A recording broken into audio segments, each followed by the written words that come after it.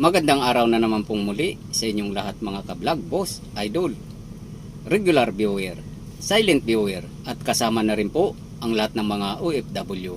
Ang gagawin ko naman po ngayon ay magta-top up po ako ng ATF or automatic transmission fluid. Ito po ay automatic transmission po na sasakyan. So kapag ang transmission na fluid po ay once na ikinorek po natin yung level, ay dapat po umaandar yung makina. Kabaliktaran po siya ng engine oil. So yung engine oil po ay kailangan naman patay yung makina kapag naglagay po tayo ng tamang level po ng engine oil.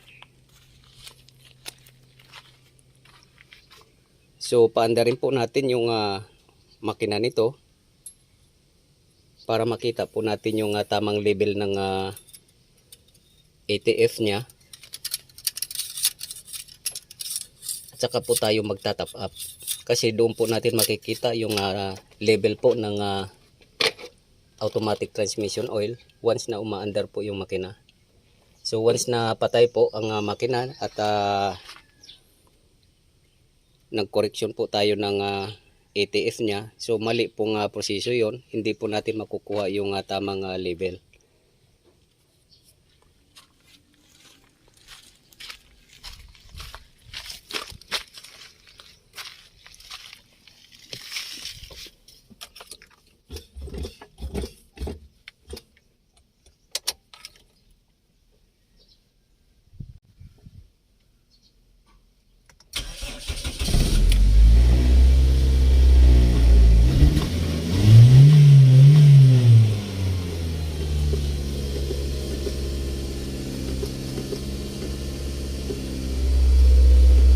At painitin po muna natin yung ATF niya.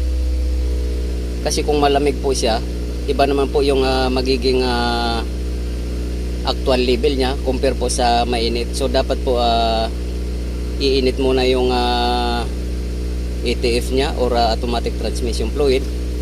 At habang pinapainit po natin, ililipat-lipat po natin yung shift lever po sa lahat po ng mga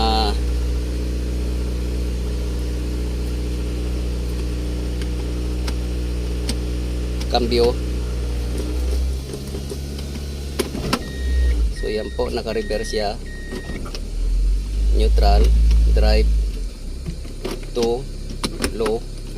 So ililipat-lipat po muna natin habang pinapainit natin.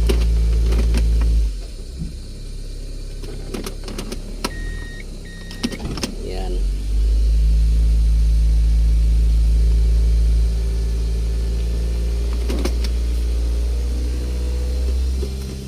So at saka po natin titingnan yung level ng ATF niya.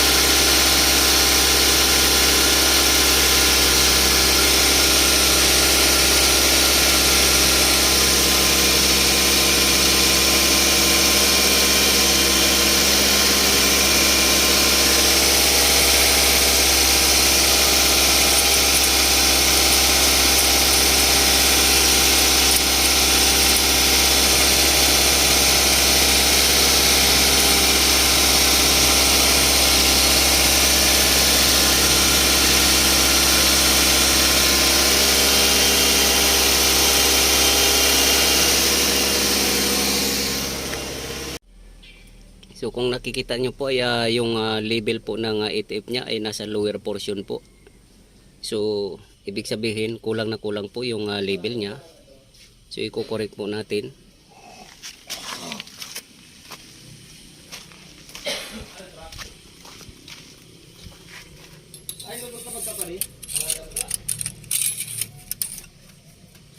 So ngayon po ay patay po yung makina. Titingnan po natin yung pagkakaiba niya. Bigla pong taas po yung level niya.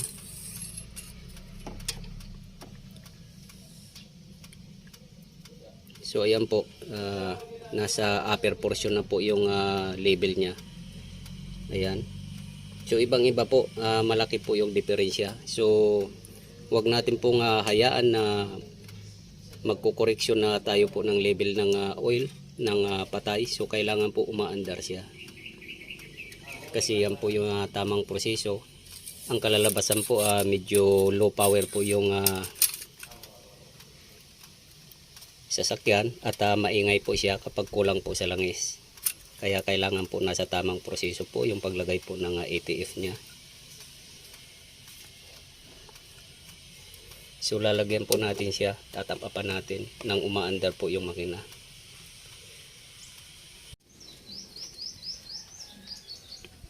So yung paglalagay po ng ATF, depende po sa inyo kung patayin nyo yung makina or umaandar. So basta yung pag final checking po ay dapat umaandar po siya para alamin po kung tama yung level.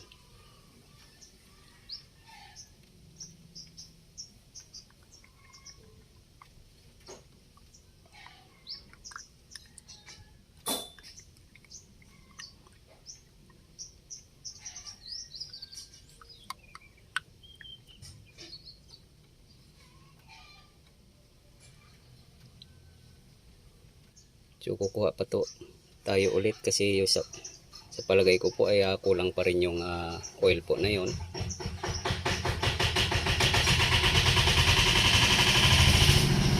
So ito po umaandar siya, chichikin po natin yung level niya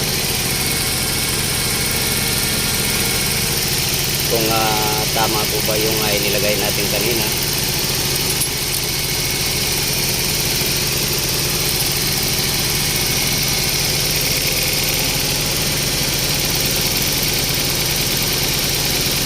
So nasa gitna pa rin po siya, kulang pa rin siya. Kanina po ay nasa lower portion siya, ngayon ay nasa gitna na siya. So kulang pa rin po siya kasi umaandar po siya. So kailangan pa po natin na tapapan ulit.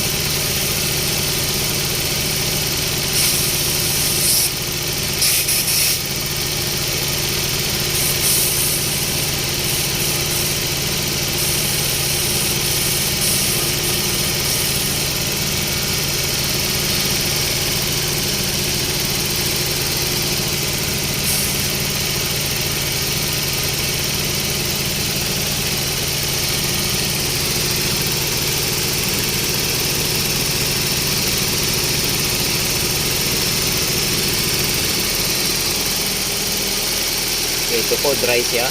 So isasaksak po natin ulit.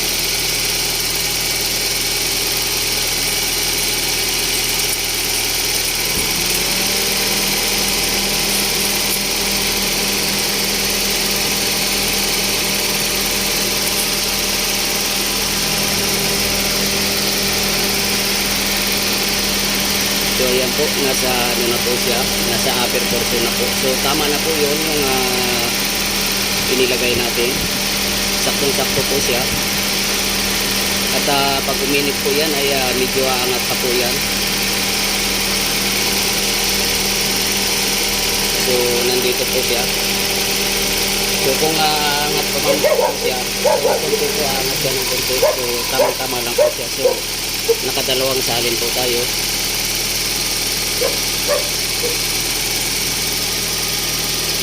Yan. So ganun po ang maglalagay po ng tamang proseso ng ATF oil po sa mga automatic transmission. Umaandar po at kailangan po siyang painitin at least 10 to 15 minutes po. Umaandar para doon po natin malalaman yung pag-angat po ng ATF fluid po niya. So na-top up na po natin yung ATF niya. So naramdaman ko po yung tahimik po yung makina ngayon. Kasi dati po ay masyadong mababa po. So ang magiging resulta po nun ay medyo maingay yung transmission. At pagdating po sa takbuhan, madali pong uminit dahil kukunti lang po yung langis na nasa transmission niya, sa automatic transmission niya. So hanggang dito na lang po muna ang video kong ito. Please like, subscribe na lang po and hit notification bell para sa susunod na mga video. God bless all po.